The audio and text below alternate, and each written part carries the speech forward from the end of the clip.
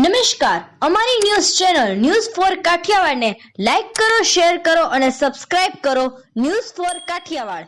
નમસ્કાર.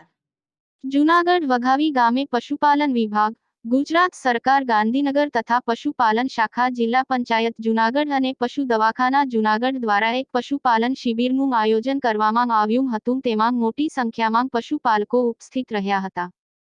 આજરોજ વઘાવી મુકામે પશુપાલન શિબિરનું આયોજન કરવામાં આવ્યું હતું. તેમાં ઉપસ્થિત પશુ ડોક્ટરો તથા સાંસદ અને જિલ્લા પંચાયતના પ્રમુખ દ્વારા પશુધારકોને માહિતી આપવામાં આવી હતી અને જણાવ્યું હતું કે જેમ બને તેમ વધુ પશુધન આપણે રાખી અને તેમાંથી તમો કેમ સમૃદ્ધ થાવ અને વધુ ઉત્પાદન સારા પશુઓ દ્વારા મેળવી તમો તમારી આવક કેમ વધુ મેળવી શકો વગેરે બાબતોને લઈને આજની શિબિરમાં ઉપસ્થિત ખેડૂતોને માહિતગાર કરવામાં આવ્યા હતા. આ તકે શાસન રાજેશભાઈ, જૂનાગઢ જિલ્લા પંચાયતના પ્રમુખ હરેશભાઈ સહિતના રાજકીય આગેવાનોએ આ પશુપાલક શિબિરમાં ઉપસ્થિત રહ્યા. રિપોર્ટર યજ્ઞેશ ભટ્ટ, જૂનાગઢ.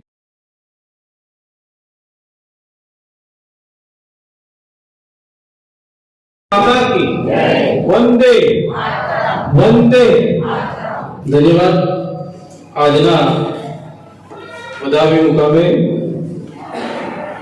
પશુપાલન વિભાગ દ્વારા જિલ્લા પંચાયતના અધ્યક્ષ શ્રી દ્વારા પશુપાલન શિબિરમાં ઉપસ્થિત આપણા જિલ્લા પંચાયતના અધ્યક્ષ હરીશભાઈ, આપણા જિલ્લા પંચાયતના સભ્યશ્રી અને પૂર્વ અધ્યક્ષ આદરણીય ઠાકરસિંહ કુમાર, પ્રમુખ શ્રી જિલ્લા પંચાયત જૂનાગઢ, આજરોજ જૂનાગઢ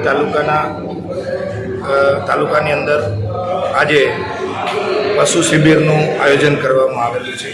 પશુપાલન વિભાગ અને ગુજરાત સરકાર દ્વારા પશુપાલન વિભાગ દ્વારા જિલ્લાભરના દરેક તાલુકામાં પશુઓની શિબિર કરીને પશુ ધારકોએ જાગૃત કરીને મેક્સિમમ પશુ રાખતા થાય અને દૂધનું ઉત્પાદન વધારવા માટે ખેડૂતોને બોલાવીને આવી શિબિરો કરવામાં આવે છે.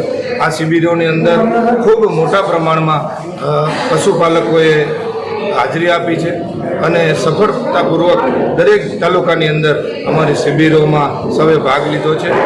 ગુજરાત અને જૂનાગઢ જિલ્લાના દરેક ખેડૂતોને અમે વિનંતી કરીએ છીએ કે પશુ સાથે આપ જોડાયેલા હતા અને જોડાયેલા પશુમાંથી ખૂબ સારી નસલના પશુ રાખીને દૂધનું ઉત્પાદન કરીને દેશ અને ગુજરાતમાં દૂધ પૂરું પાડવા માટે આપણે સૌ બધા આવી શિબિરોમાં જોડાય અને પશુને ફરીથી રાખતા થાય એના માટે આવી જાગૃતતાના અભિયાનો ચલાવે.